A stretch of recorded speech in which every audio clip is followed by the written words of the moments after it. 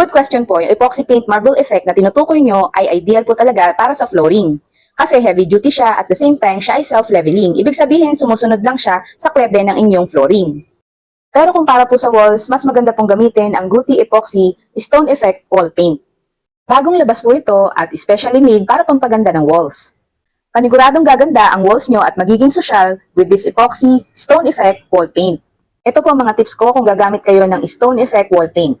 Una-una sa lahat, ang surface preparation. Kailangan malinis at tuyo po ang walls nyo bago ito i-apply. Kung masyado malapot ang wall paint, dagdagan po ito ng konting tubig, around 10% lang, at haluin ng mabuti. After nyo apply ng 2 coats ang walls nyo, patuyuin siya ng 48 hours, dapat hindi siya mababasa. Yun po kasi ang tamang process para siya ay kumapit at walang mababakbak.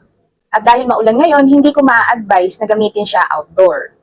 Dahil masasayang ang inyong kwarta. Plus, 7 days po ang full cure nito. Iniwan ko lang yung link sa basket, sana makatulong din po sa inyo.